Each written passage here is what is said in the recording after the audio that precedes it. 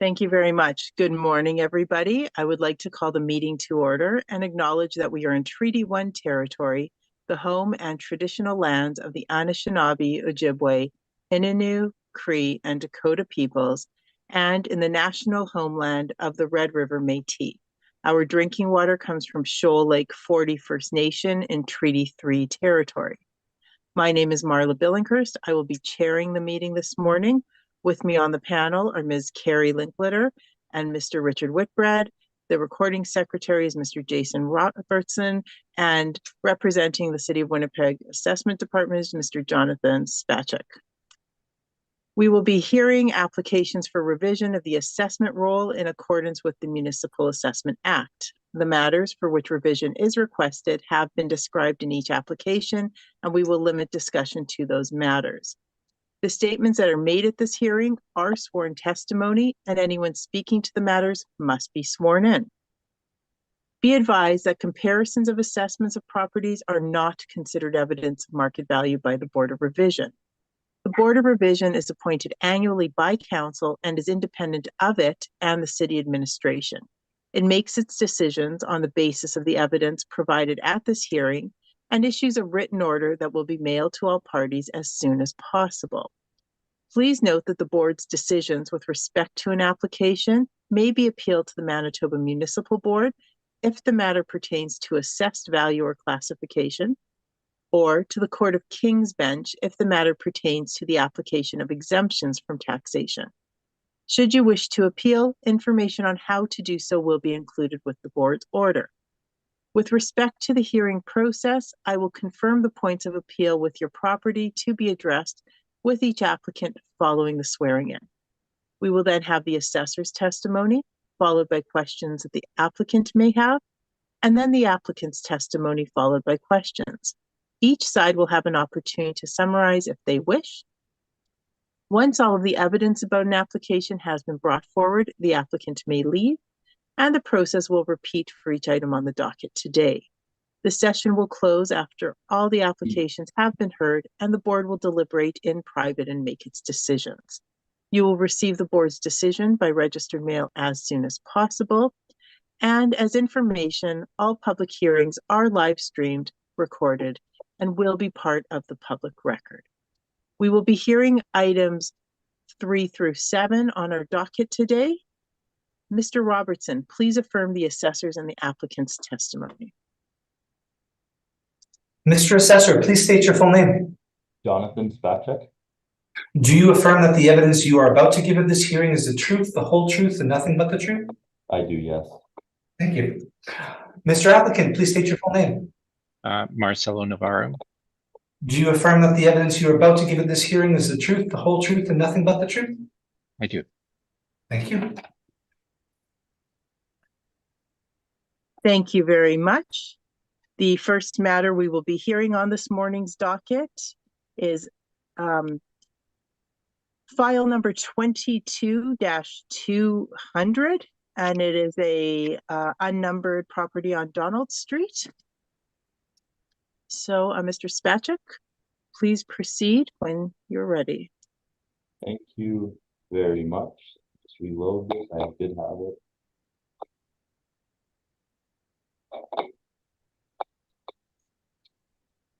All right.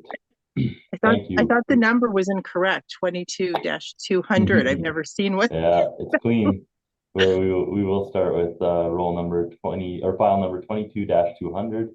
We are looking at roll number 1209253950. This is a unnumbered Donald Street. We have a 2023 value of $1,769,000. This is based on the land value of the property, and you'll see in my workup tab included the land value of the property as well as the commercial income workup that it's driving, as well as it's currently being used as a parking lot. You'll see on my page 2 where this unnumbered is located on Broadway, so it's between Broadway and Assiniboine.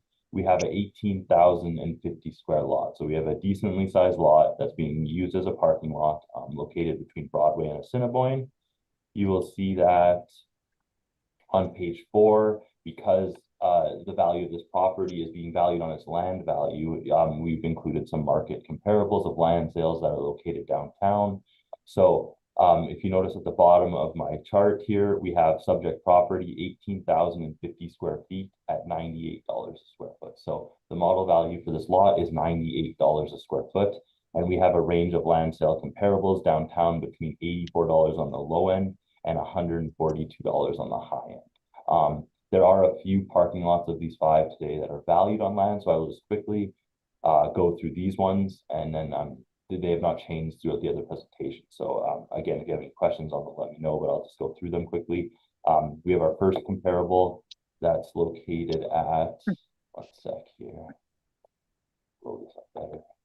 So the first one is located at 170 Bannatyne. This is just east of Main Street, across the back lane that goes along Main Street, the first row of buildings. And then you have it's not perfectly square shaped lot, but it's 11,000 square feet, and it sold in October 2019. So it's our most recent sale. And it sold for $95.15 a square foot, and it was a parking lot and is currently a parking lot.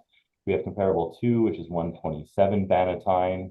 And this is located just down the street from there. This one is between Rory and Waterfront. So you're halfway between Rory and Waterfront.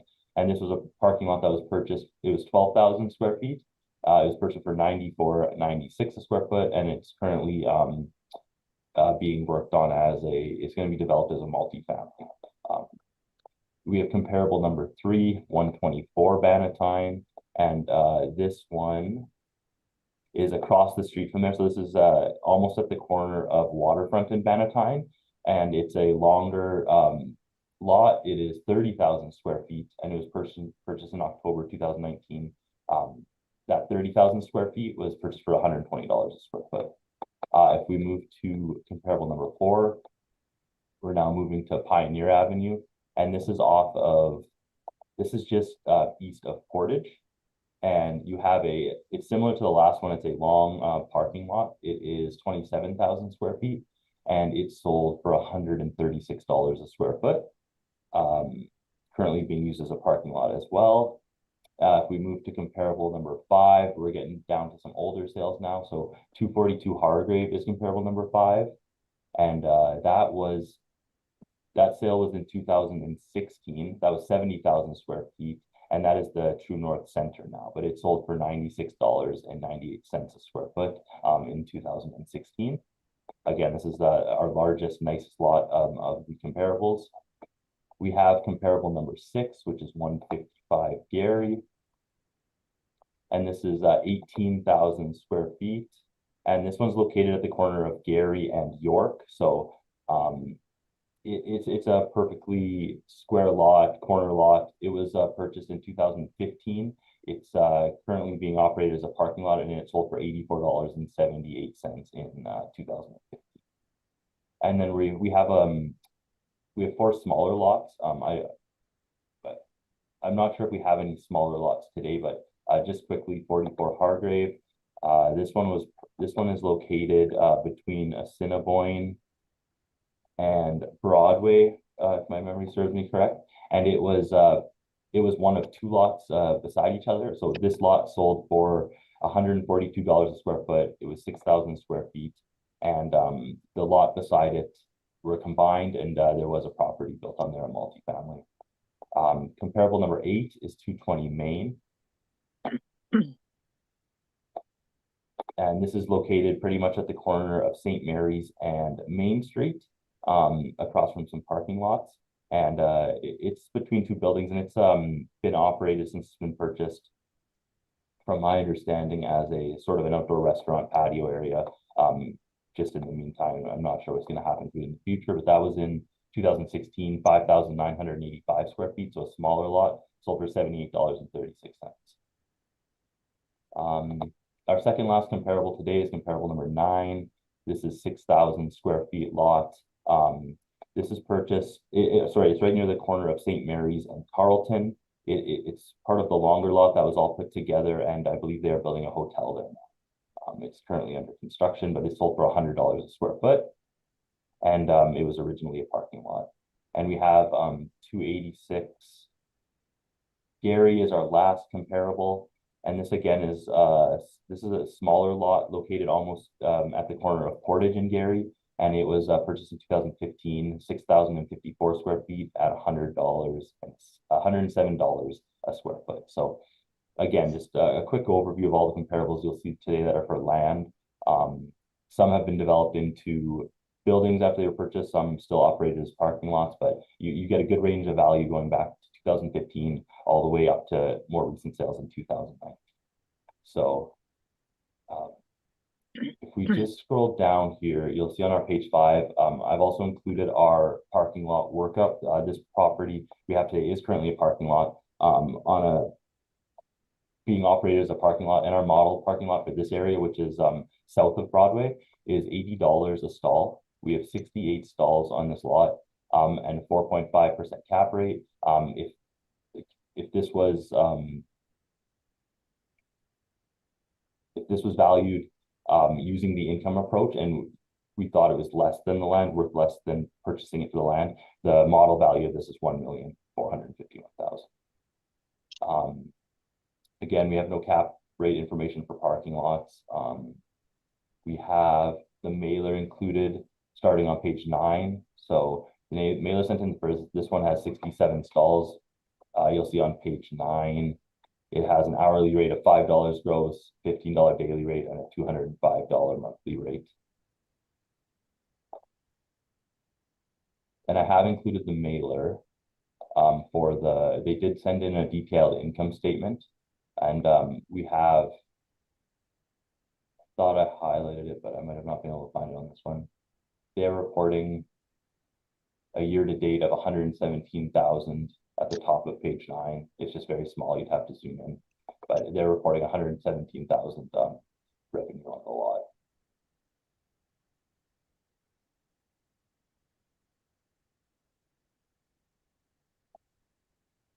And then for the actual net income portion, they are reporting 74,154.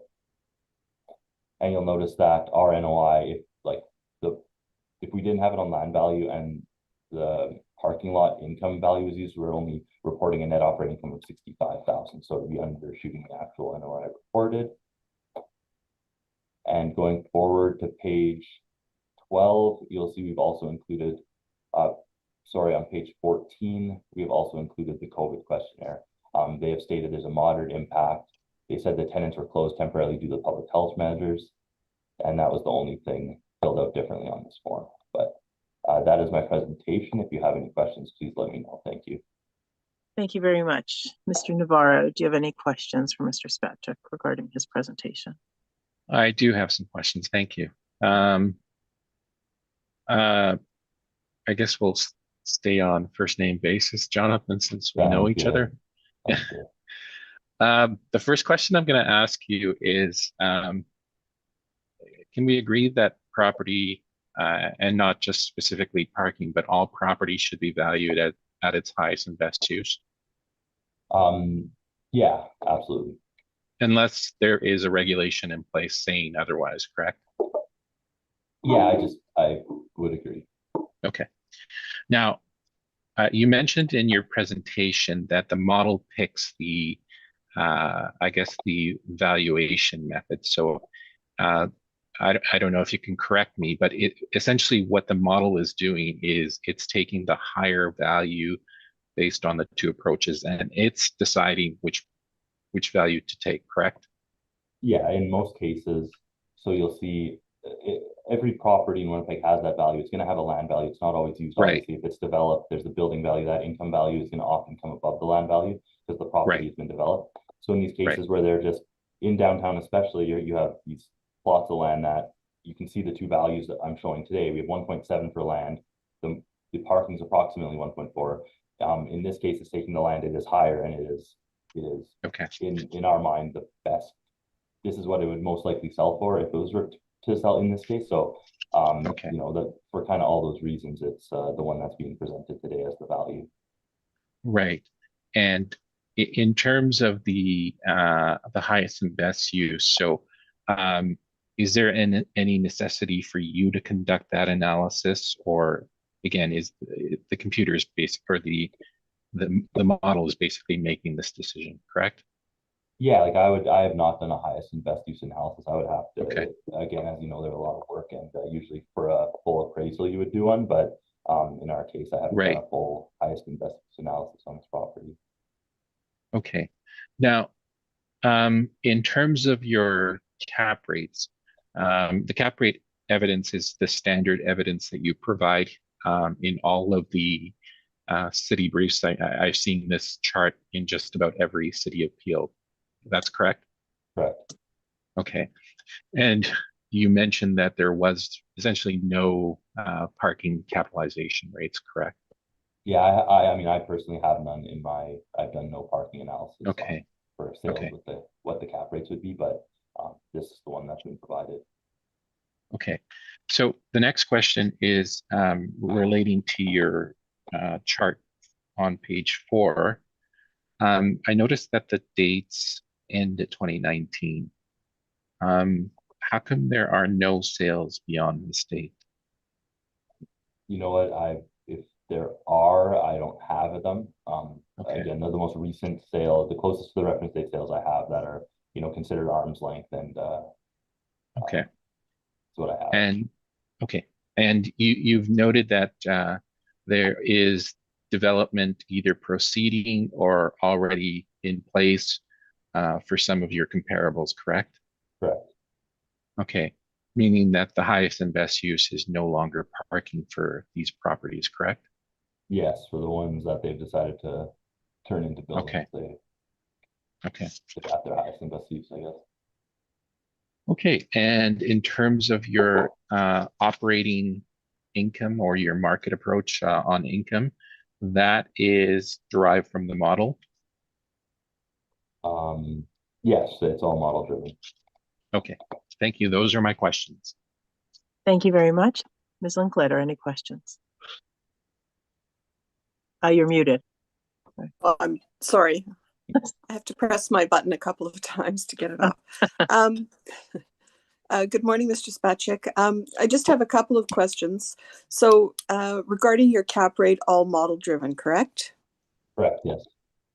Right. And so, but your cap rate technically does not appear on your page 7, correct?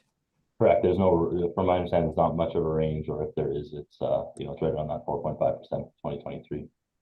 Okay. I don't think it, downtown, I don't think it goes away from that 4.5.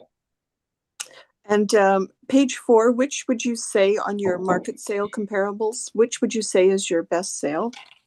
I would say like the closest would be comparable number 744 Hargrave. That's a block away. And it's much smaller though, so it's at 6,000 square feet, but it was, you know, kind of, if our lot's 18,000 square feet, that lot had another 6,000 square foot lot beside it that was used to build. So they built on a 12,000 square foot lot, and the smaller lot was bought for $142. And that was back in 2017. So that's the closest comparable. And then, you know, in size, we have 155 Hargrave. That was parking lot purchased back in 2015, 18,000 square feet. So similar in size, but a little farther away. And it sold for $84.78. Okay. Do you know how long this has been a parking lot for? From when I looked and when I looked at the pictures, I believe it's always been, let me just double check for you. I had a paper here. Go back to our subject, and I looked at the old pictures. It's always been a parking lot, like since, you know, back to 1998 as far as the pictures went. Okay. And did you have a chance to inspect this lot? I've never went and walked through this lot, no. All right. So you don't know if it's has plugs and it's paved? Yeah, I didn't look up those notes. If it's I know it's paved from pictures, and I know it does have the wood going between each thing, but I didn't confirm if there was plugs on each one. No. Okay, I thank you. That's all my questions, Madam Chair. Thank you very much. Mr. Whitbread, do you have any questions? Yeah, just one. When I look at your income approach and the monthly stall rental at $80, which is model driven, I believe. Yes. Yes. How does that reconcile against a $205 monthly rent on the mailer at page 9? Can you explain that so I understand that? Yeah, like if you were looking just for simplicity, if you were looking at our $80 net and you applied a 50% expense ratio, you added $80 onto it, say you were using a 50, say the lot costed 50% of that monthly rate to maintain for expense purposes, you would have approximately $160, or sorry, you'd have approximately $160 a month total, like gross. You could look at ours as like double, if that makes sense, to give or take. Like we're always around 50, 45, 55. Like there's a certain range of expense ratio we usually agree on when it comes to a parking lot. So you know, again, if you look at that 205 and you cut it in half, it's approximately $100 a month net for that parking lot is actually being obtained, and we're using it. It's the way I see it. So the model would push those through. And yeah, but the $80. Yeah, like we're using 80. It looks like if say every one of those spots were leased for $205 grossly, you know, we could approximate $100 somewhere around there as a net with a lot. Thank you. That helps me understand. No further questions. Thank you very much. My questions have been answered, so we can move on. Mr. Navarro, please proceed with your presentation when you are ready. Thank you very much. So we are looking at 0 Donald Street. You can see a street view picture and an overhead picture on pages 2 and 3. And this is a 68 stall parking lot. I did not inspect this cycle, but in the previous cycle I did inspect this property, and there were 68 stalls at that time. In terms of the approach that we've taken the income approach. However, we have also looked at sales in more detail, and most importantly, what we're looking at is really kind of the development horizon for something like this. So we're trying to determine whether the highest and best use is something else other than parking, and so we've taken a look at quite a few sales on page 6. For some, we simply don't have any information. Although Mr. Spacek did mention that there was development starting on one of the Bannatyne properties that had sold. The approach that we've taken is the income approach. And the reason why is that there is no imminent development at this property. And that is something that has to be taken into account when looking at the highest and best use of the property. So again, we are taking the income approach. So how we've done this is that we've taken a look at some of the comparable 2020 rental rates that have been looked at, and these are stabilized. These are the city's own rates, in fact. So we have a mean of 92.78 and a median of 92.24. On page 8, you can see that we've selected a rate of $90 per stall per month. For 68 stalls, that is $73,440.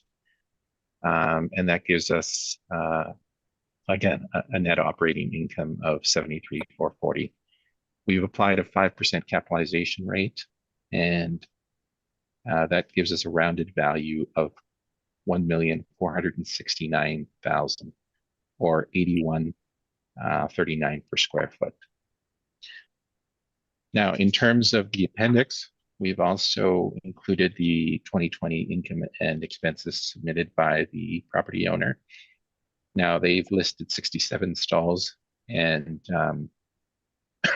I believe they've listed 67 in the past. There's an inconsistency there, but I would say that parking is one of those things that can fluctuate from cycle to cycle and even within a cycle. So we did an inspection last cycle. At that time, we saw 68. I believe the city had the same number, and they had done an inspection in the previous cycle. So we're confident that there are 68 stalls there. Also, in terms of the income and expenses, you'll note that they also submitted their revenues, their expenses. On page 12, at the very top, you can see the year-to-date actual was 117,000 for this lot. And that is a gross amount, of course, because parking is gross. It's not net. It has to be netted out, much like an apartment building. So for 2020, that works out to $143 gross per stall. Now you'll note that they are charging $205, I believe, per stall per month, and that is the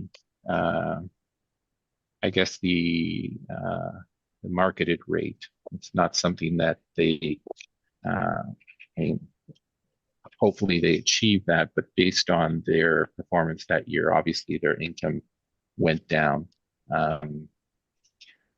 Now, beyond this, I also have the parking study, which I believe I submitted. I don't know if you can confirm whether you did receive that parking study. Yes. Okay. Yes, we have it. Okay, so I'll proceed with that, and I'll ask the chair that I'll only skim over this and present it once, and if we can have it applied to the remainder, that would be great. Absolutely. Thank you very much. Okay, thank you. So we've conducted, we do this on a cyclical basis. So every assessment cycle, we update this study. And some of the figures are out of date, and that's partly because the study that we take it from hasn't been redone in quite a few years. So we're hoping that it will be done, but these numbers are fairly static to some degree, so we can still look at them. So in terms of the downtown parking, there are about 3,757 metered on-street parking spots, and roughly about 35,526 street spaces. So this estimate is basically saying that there are that 20% of the downtown real estate is devoted to surface parking. Now, we'll move on to the next page. And you can see there on page 3 of 15. And this is our own stratification based on the different uses downtown, so the zoning. So there are basically 4 zoning designations in the downtown: the multiple use character, downtown living, and riverbank sector. So that's how it looks on a map. So what I did is basically transpose the different zoning areas and put them on a map like that. That's my map, by the way, not anyone else's. The next map on page 4 is the stratification according to parking operators. So parking operators look at this slightly differently. So they look at the West Exchange, the East Exchange, the downtown North, and the downtown South.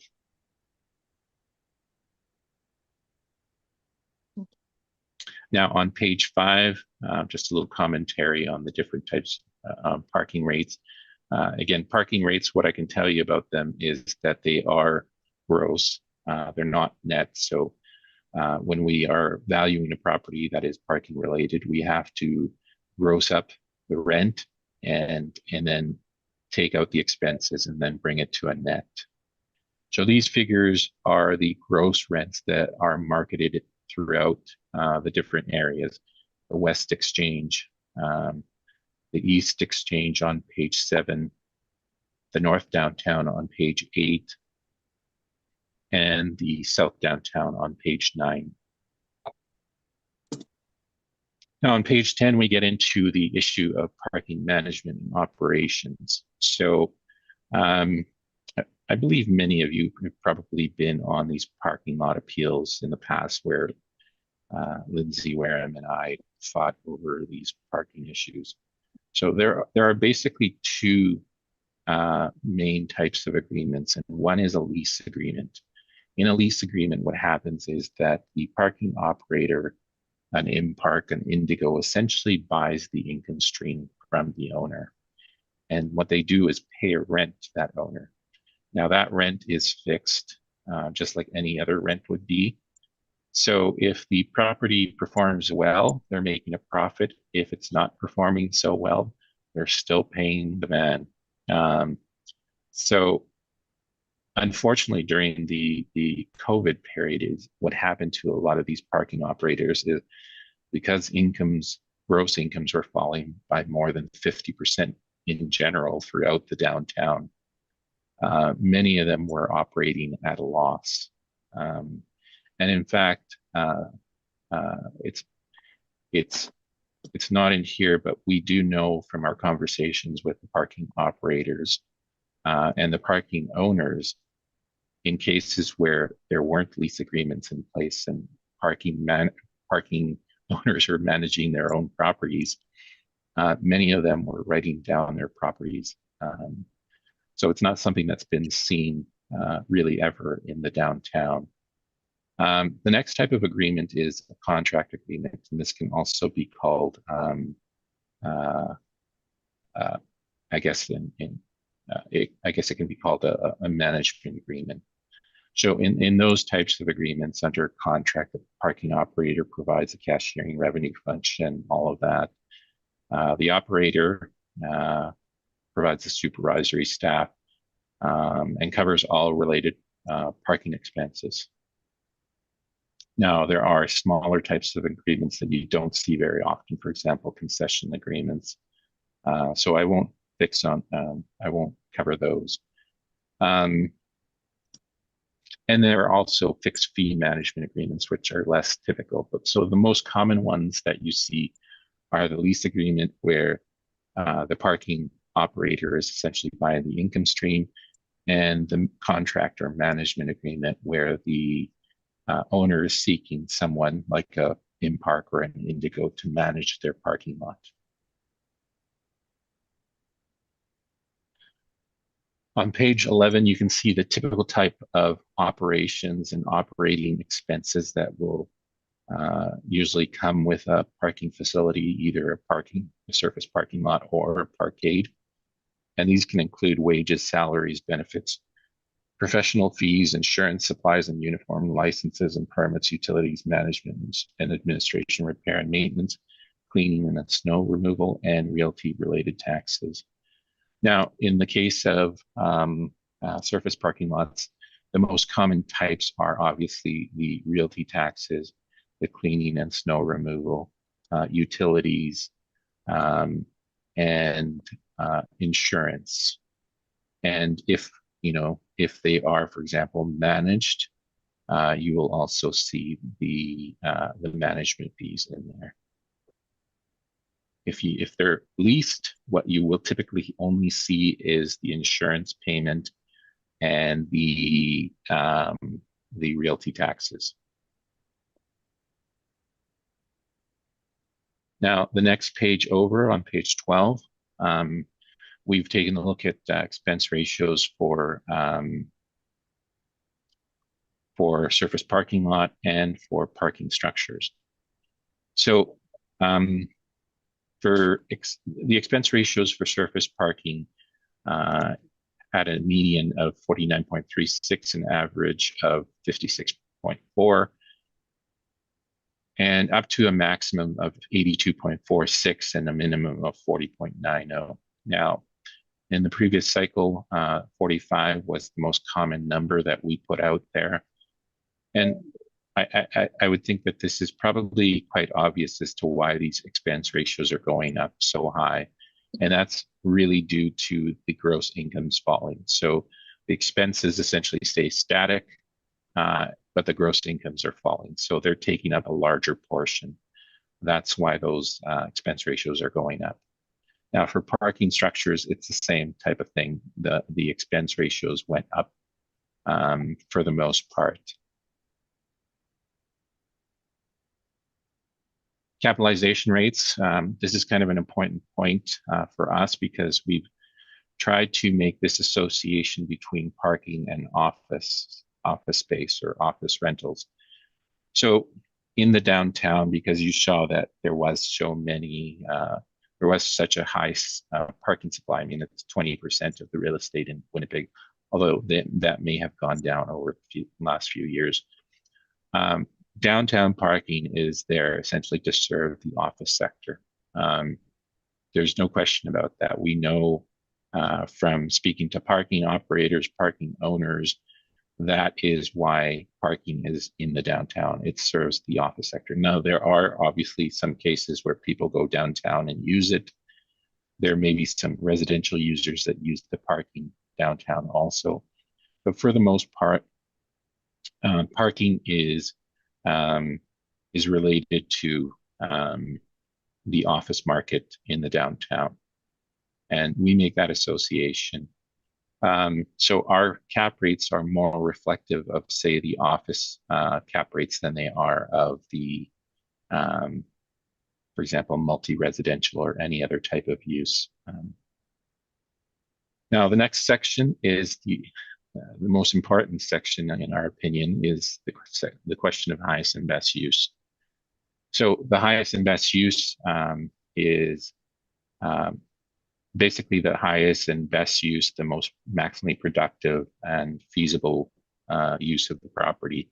So there are 4 tests for it, whether it's physically possible, legally permissible, financially feasible, and produces the highest property value. Now, in terms of the mass appraisal standards, real estate appraisers have essentially the same standard. So anytime that property is valued, it has to be valued at its highest and best use. And these 4 tests are typically what an appraiser and even an assessor, because this comment here at on page 14 is actually coming from the IAAO standards, and that's the International Association of Assessing Officers. So this is really something that an assessor should make in terms of the decision as to what a property should be valued at in terms of its highest and best use. I don't think the model is AI, artificial intelligence. I don't think it can make that decision. If it can, that's wonderful, but I sincerely doubt that it can. So it is an exercise that everyone has to go through, and it is an exercise that we look at when we make our decisions as to what approach to take on these properties. And in terms of the evaluations that I've done this past cycle, there have been a few where I actually have chosen the land methodology, because I actually went through this small exercise and thought that the highest and best use is currently not parking. But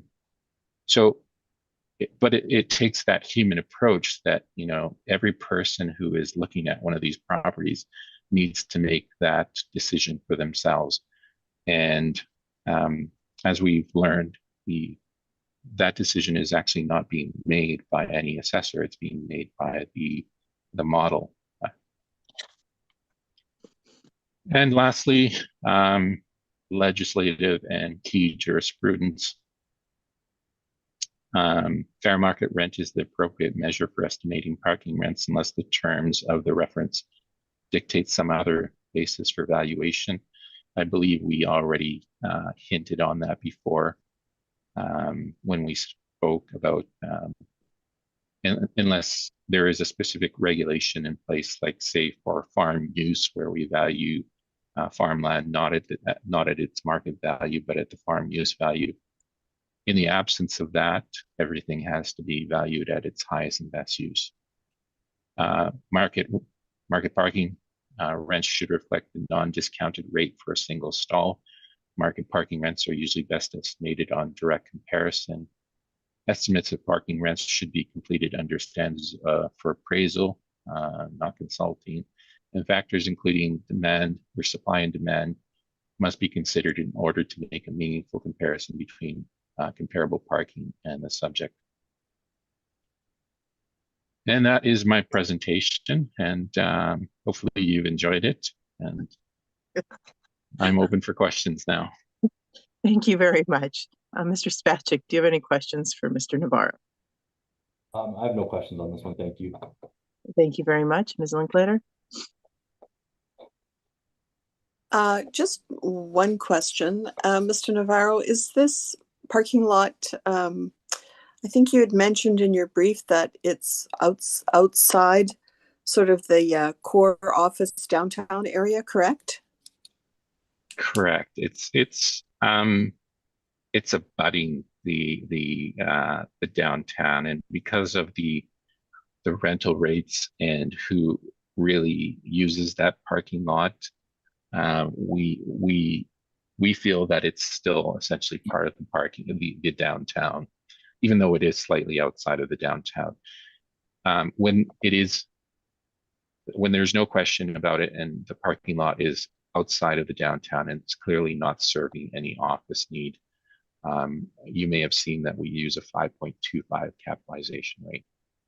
In this case, we went with our standard 5% capitalization rate. And the 5% reflects the fact that we don't think the market has improved and risk has increased for this type of property, regardless of what's what other properties are doing or have done in the past. There's been nothing in the market showing this since 2019. So obviously something happened, and we know what that was in 2020. Hint. I thank you, and that is all my questions, Madam Chair. Yeah. Thank you very much. Mr. Whitbread, do you have any questions? I have no questions. Thank you. Thank you. Nor do I. Thank you very much. Is there a need for summary from either party? No, I don't think so. Not from us. I'm fine. Thank you. Okay, thank you very much. We can move on to the next matter on the docket, which is file number 22-1044, and that is listed as 0 Smith Street. So, Mr. Spacek, please proceed when you are ready. Thank you. The page, and I will start.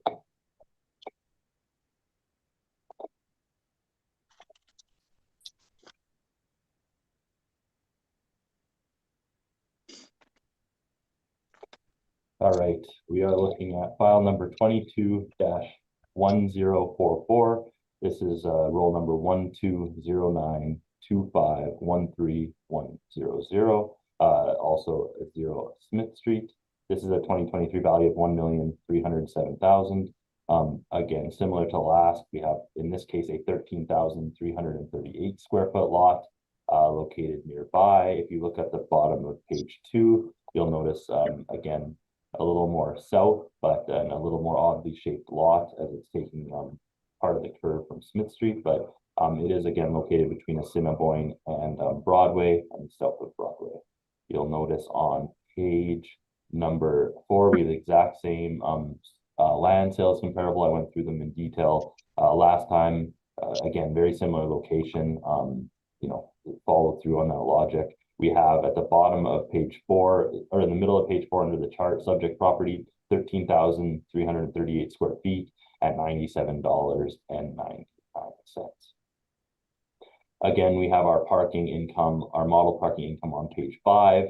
And similar to less stalls as it's a smaller lot, but we have 37 stalls at $80. At that 4.5% cap is $789,000 for our model parking value. And if we scroll down, again, they have included a questionnaire as well, an income expense mailer. If you scroll all the way down to the bottom, what has been sent in is just a, on page 19, we're looking at, we have monthly parking revenue. If you look in the middle, towards the middle of the columns, you have actual of $130,680 from these lots. If you scroll down after expenses, near the bottom of the page, they have net operating income reported of $101,000. So that's what was sent in for the information on this lot. Again, pretty bare on information, but that's what was sent in. And again, since these are pretty straightforward following them, I'm just going to keep it to the point. If you have any questions, please let me know. Thank you. Thank you very much. Mr. Navarro, do you have any questions? I think the same questions that I asked for the previous one can probably carry over to this one, so I don't think we need to go over these again.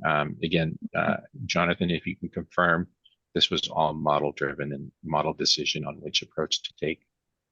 Yeah, and I'll just, after what you said, I'll just try to clarify what happens here is these values are created, both based on income, both based on actual sales for that direct comparison or that land value, and based on actual market information we receive for the parking lots. And when I do make these briefs, I have to look at it and decide, hey, does this land value make sense? Or is this one where, hey, this parking makes sense?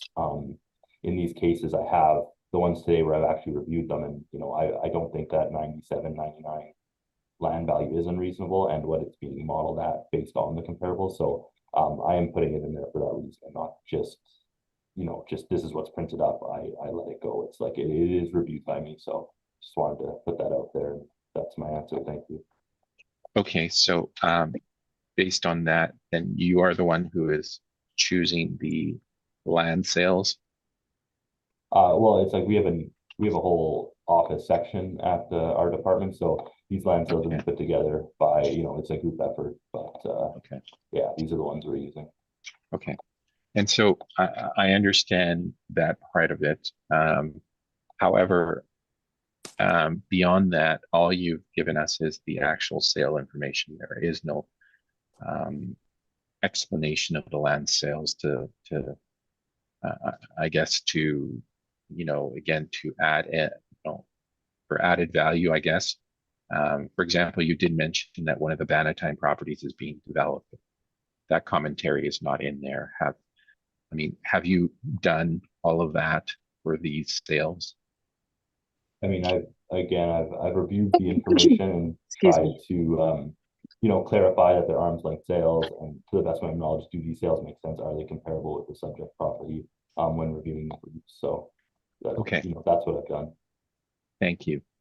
So just on page 3, the $11 million 2006 sale, and that was a portfolio sale, correct? Yeah, I assume so. And since it was back in 2006, I didn't put any weight on it. It was so far gone from the reference date that. But I imagined when I saw $11 million, that's my first thought was it's part of a package.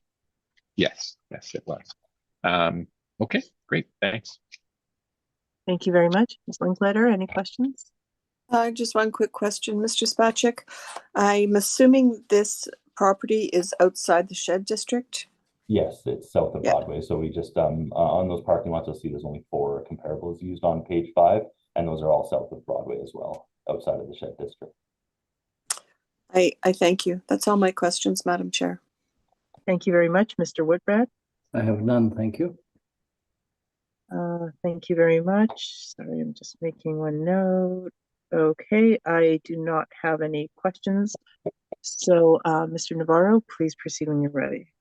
Okay, thank you very much. And this is H REIT Holdings, 59 Corporation, 0 Smith Street. And you can see a overhead picture and street view picture on pages 2 and 3. I guess what I'll say about this property is that in terms of the shape, maybe not so conducive, because when you take into account setbacks that are currently in place under our current zoning bylaw, and you'll note that some of these properties, for example, the little apartment just adjacent to it on the north side, that's been there probably since the 1950s, and some of these buildings actually predate our zoning policy. So they would be grandfathered. However, under our current policies, I would question whether you'd be able to get something in this lot. You may be able to, but I think that the shape will have a bearing on what can go in there. So it's remained a parking lot, and it serves if you see the picture on the corner of, it would be the southwest corner of Smith Street and Broadway. There is an office building there, 280 Broadway. Now, this parking serves that building, and the two parking lots that are adjacent to it also serve that office building. Again, office tenancies, right? So that is the portfolio that's sold, is that office building, those two parking lots right there, and our own parking lot. And the little apartment that's just north of our parking lot, in between the two parking lots, that's an apartment building. That was the portfolio. So we have 37 stalls. The parking lot is 13,338 square feet, and it is the downtown living zoning. Now, in terms of its highest and best use, again, we consider the highest and best use to be a parking lot.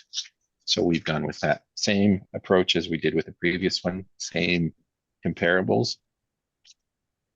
And on page 9, you can see that we have 37 stalls. This was counted last cycle, not this cycle.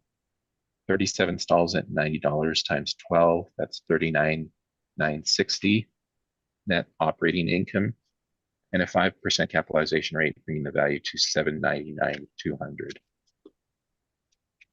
Now, the rest of it is same as the assessors. I've included the income expenses, that questionnaire that were submitted by the owner. And that is my presentation, and I'm open for questions. Thank you very much. Mr. Spacek, do you have any questions? I have no questions, thank you. Ms. Linkletter? I also have no questions. Thank you.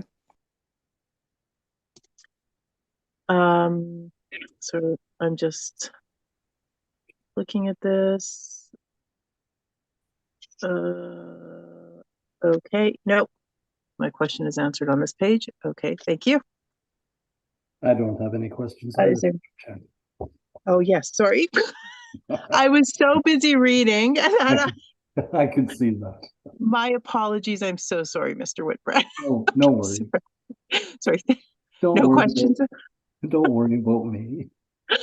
I'm sorry. I won't forget you again. Okay. Sorry. Sorry, everyone. Okay. All right. So is there a need for summary from either party? Not from us. Fine, thank you. Okay, sorry. Thank you very much. And we can move on to the next matter, which is one minute, please. I just want to finish reading this so I don't make a mistake again. Here we go. Okay. The next matter is 84 Carlton Street. And sorry, Mr. Spacek, please proceed when you are ready.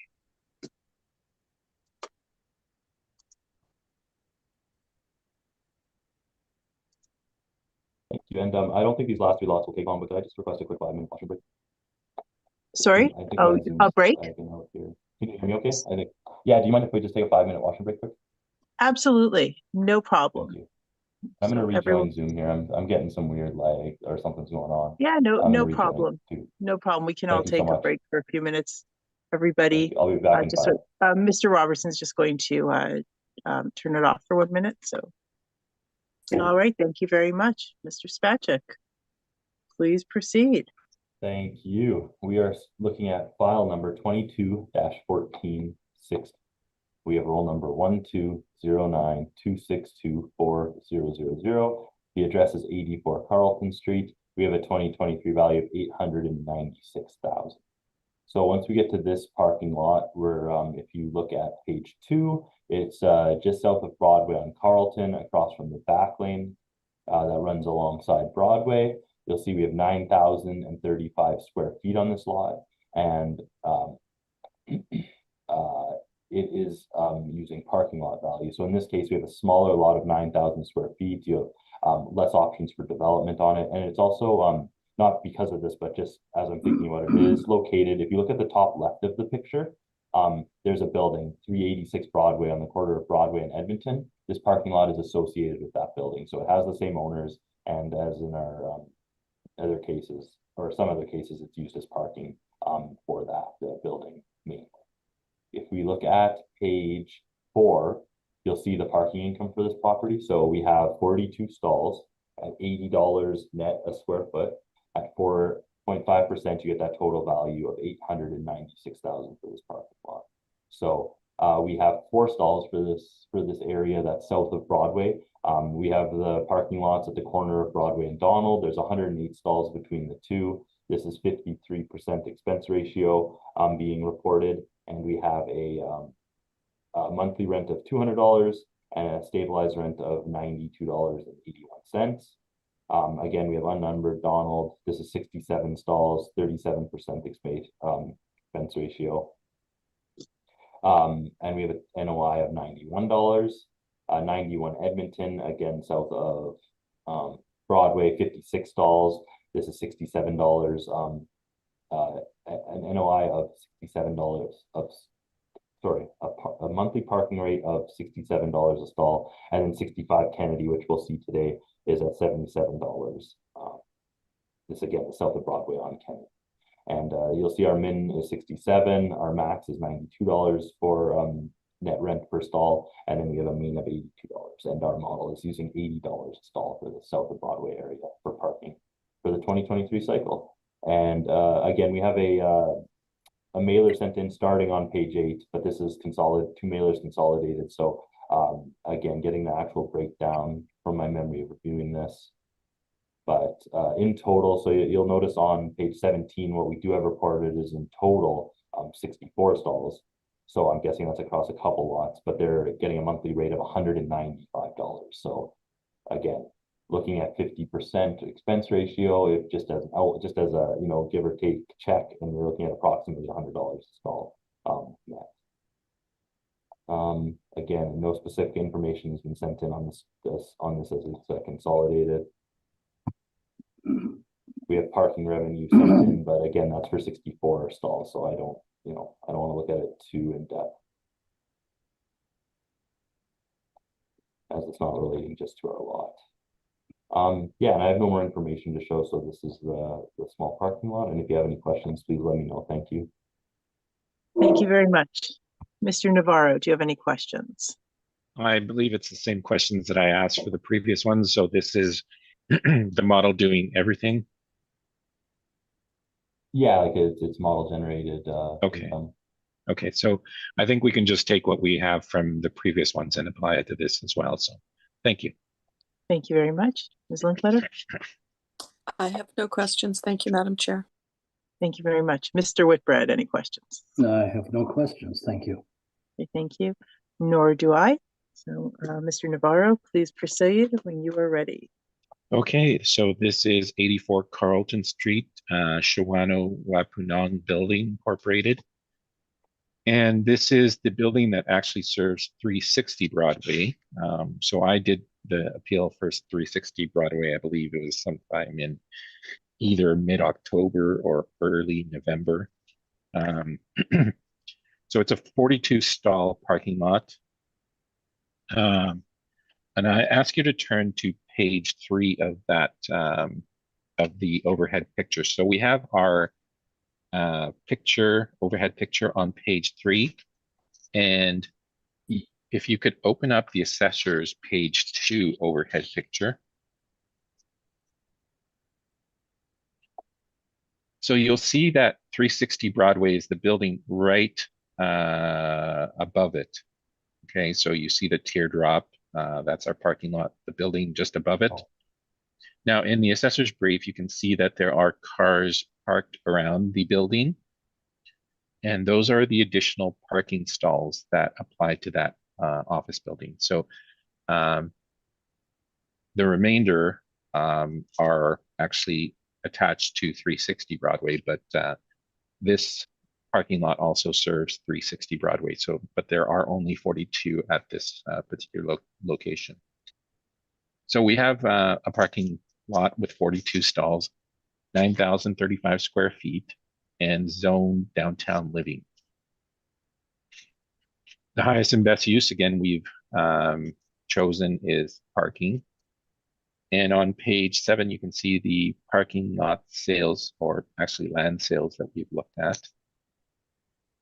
In terms of the income approach, it's the same approach as our previous ones. So we've taken a rate of $75 net for this one. 42 times 12 is 37,800, giving us a net operating income of 37,800 and a 5.25 capitalization rate. 720 is our value. Now, in our appendix, you can see our page 12, our income and expenses submitted by the owner. And if you will turn to page 41 and 40. Now, this is part of the downtown policy and the downtown living sector specifically. And I'm sure you're probably wondering why I adjusted the cap rate. So you'll note that on Broadway, there is this section called the South Broadway subsector. And there are specific guidelines pertaining to this sector, including some building height, max heights. So they don't exist in other parts of the downtown living sector. They may in the Exchange District, but in the sector, what this is attempting to do is basically to keep the sightlines for the legislature. So that we think would have an effect on the property, and the fact that it's also serving the office building. We also think that the capitalization rate should be adjusted from the 4.5 capitalization rate that the assessor is, or that the assessment model has chosen for the subject. So I'm open for questions now. Thank you. Thank you very much. Mr. Spacek, do you have any questions? I have no questions. Thank you. Thank you. Ms. Linklater. I have no questions. Thank you. Thank you. Mr. Whitbread. I have no questions. Thank you. Thank you. Nor do I. Is there a need for summary from either party? Not here. Thank you. Okay, thank you very much. We can move on to the next matter, which is 50 Gary Street. Mr. Spacek, please proceed when you are ready. Thank you very much. We are looking at file number 22-1626. This is roll number 1209248600. The address is 50 Gary Street. We are right back to where our first property was. We have a 2023 value of $1,280,000. And again, this is a parking lot with a land area, and this one has 13,309. So if you look on page 2, you can see this parking lot is located at the corner of Gary and Assiniboine. So we're still south of Broadway. We're right at the corner of Assiniboine and Gary, and we have a parking lot that's being used for the apartment that is just north of it. So 70 Gary is located just north of the subject property at the picture on page 2. And again, this parking is being used by the owner for parking for the tenants. If we look, this is a land value of the property. So if we look at page 4, when we have a 13,000 square foot lot that has a chance to be developed, the land value makes sense to me. We're at 13,398 square feet. And this is under my chart on page 4 that I've already went over, but this land value is $95.54. So again, very similar to our first property today, in regards to it being valued on land. And then also on page 5, we've included the income for the parking lot. So the income workup for this parking lot is 39 stalls at $80 modeled, 4.5% cap comes to $832,000. And again, we're using this is again the same income workup as the other properties at $80 for south of Broadway, and the same comparables being used. And so if you look at this one, it's currently being used as a parking lot for that apartment. If the mailer being sent in is for, it's combined, it's got information on both. And if you scroll down to page I mean, the relevant information when I looked through this that you can get from it is the actual, sorry, there's lots of pages because they have every tenant on it. It's a multifamily mailer. If we look at page 25 going forward, you'll notice, well, we have a list for parking structure. And then I'm just trying to see if I did look through this, but you know, I can't confirm because we have, when I reviewed this, we have 39 outdoor parking stalls, and I'm sure Marcel will be able to confirm what rate is being used for those actual outdoor lots. But we have a list of parking structure for $150 gross being paid, and then I couldn't figure out what was being paid for the stalls exactly. So that's the information I got from the mailer, and if you have any questions, please let me know. Thank you. Thank you very much. Mr. Navarro, do you have any questions? I don't have any questions. I think everything from the previous ones probably would apply to this, so I'm good. Thank you. Thank you very much. Ms. Linkletter? I have no questions. Thank you, Madam Chair. Thank you. Mr. Whitbread? I have no questions. Thank you. Thank you. Nor do I. So we can move on. Mr. Navarro, please proceed when you are ready. Okay. This is 50 Gary Street. And again, this is basically at the very bottom of Gary Street as it hits Assiniboine Avenue. And you can see a picture on page 3. So this subject sold in 2013 for $800,000. It was declared surplus from the city of Winnipeg. The city of Winnipeg, I believe, still retains some parking in here. Not considerable amount, but it still keeps, I believe, a certain number of stalls in this location. But yes, primarily by the current owners who own the apartment building to the north with the parking structure also. This serves primarily that apartment building. So we valued this on the income approach. And again, we've used the same set of comparable sales. And the rate that we've chosen for this one is $90. That comes to $42,120 and a cap rate of 5.25. I'm actually suggesting that we use a 5% cap rate on this one. And that does change my value simply because when I had a second look at this, I saw no need to adjust that capitalization rate to 5.25. So in essence, what we would be asking for is $842,400 or $842,000 rounded. And that is based on the same net operating income of $42,120, but a capitalization rate of 5%. The parking charge, I believe, is $150. That's what you see consistently through the I&E. And that actually does make some sense because when you think about it, if the parking expenses are going to be between 45 and 50%, then the net is actually about 75 or so. And we're still above that. So we are open for questions now. Thank you very much. Mr. Spacek? I have no question. Thank you. Thank you. Ms. Linkletter? I have no questions. Thank you. Thank you. Mr. Whitbread? And I have none. Thank you. Thank you. Nor do I. Is there a need for summary from either party? No, thank you. Nope, we're good. Thank you.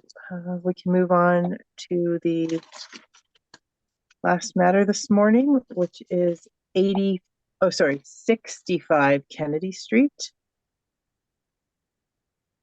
Mr. Spacek, please proceed when you are ready. Great. Thank you so much. We are at file number 22-1166, roll number 120926930000. We have the address 65 Kennedy Street, and this is currently modeled on land value. The 2023 value is $515,000. And while I go through this one, you'll see we have a very small lot, or a much smaller lot than the ones we've been looking at today. So we have a 6,031 square foot lot. You can see on page 2 here where it's located on Kennedy, just south of Broadway. And you know, I'm glad Marcelo corrected me on the one a couple ago. I said that the other lot was for 386 Broadway.